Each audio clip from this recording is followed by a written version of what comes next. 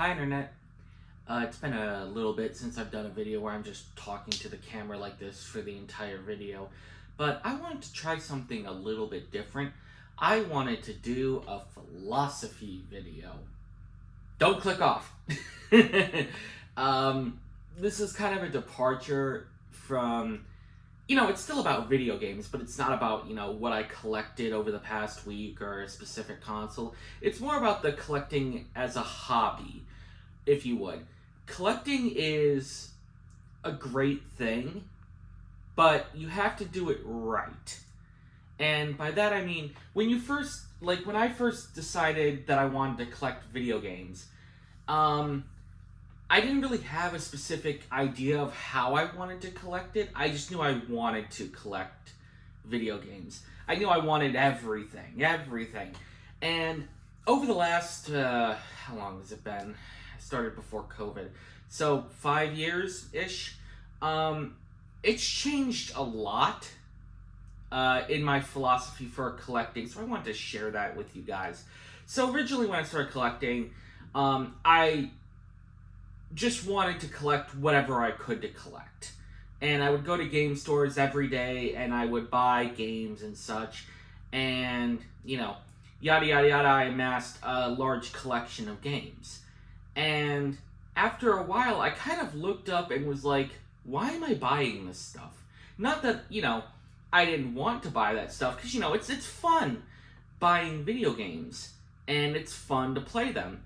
But what I mean by that is that I would look up and I'd be like, why did I just buy, 5 PS2 games when I know I'm not going to play them, and I know that they're just going to sit on my shelf. And I know that's, kind of ironic to say considering I have all these games and I'm never going to play a lot of them. But I swiftly realized I was collecting just to collect. And that's not healthy. I know when I say healthy, people are going to think like, oh, it's just collecting and stuff like that. Well, yeah, that's, exactly right. It is just collecting. This is all just plastic and stuff. And, there's no reason for it to be collected in the first place. It's just something to have. And when I say healthy, I mean like, you start to get the idea of like, okay, well, I have to get this or I have to get that. This all depends on your personality. If you're like me and you have kind of obsessive tendencies, then it becomes an issue really quickly. So one day I was just looking up and I was like, okay, I have all this stuff, but do I really need this stuff? And the answer was no, I don't.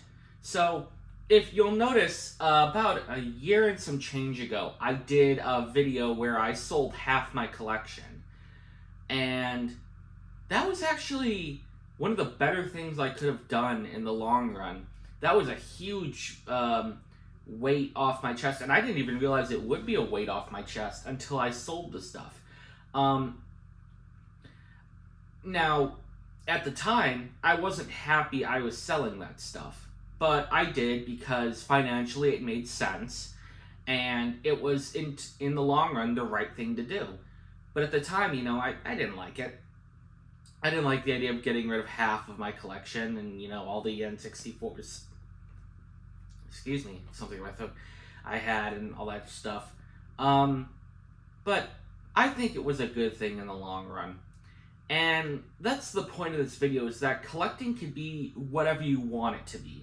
If you want to collect just the game guides or something like that because you like reading a lot, go ahead. No one's going to stop you. Go right ahead. I'll be your biggest supporter. Collect all those game guides.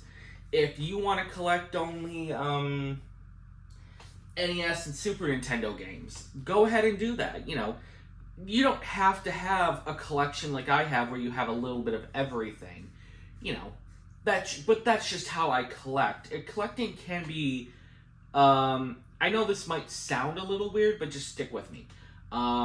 Collecting can be an art form, where it's kind of like an expression of who you are.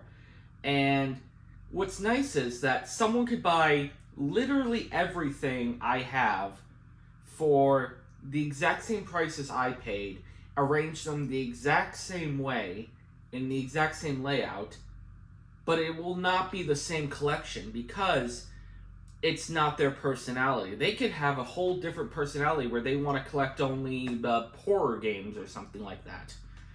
And that's the beauty of it. You could collect whatever you want to, even if it's not video games. Collect, I don't know, what's another thing people collect? Stamps, coins, watches. Those are just a few things off the top of my head that I could think of. But yeah, collect what you want, but do it right. You know, do research before you get into a hobby to make sure, A, is it the right thing to do financially for you? Because I'm just going to use watches as an example because I own one watch, and it's I got it as a gift when I graduated high school, and I still have it. It's a Citizen Eco Drive, and it's a lovely watch. I love it, but it was also a bit expensive, and I just couldn't imagine collecting watches like that. So make sure if you're going to collect, you do it right, and don't just start buying to buy. Do a bit of research to see what's valuable.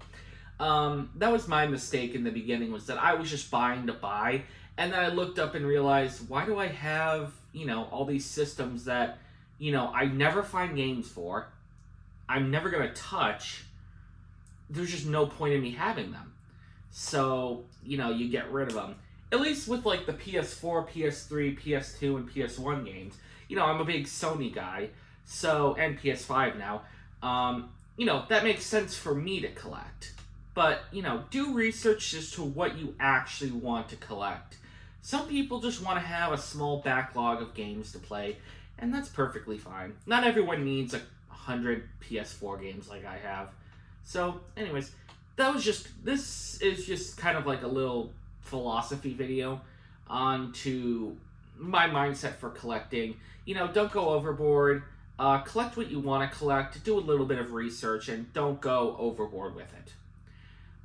Thank you very much for watching. Like, comment, subscribe, and thank you very much.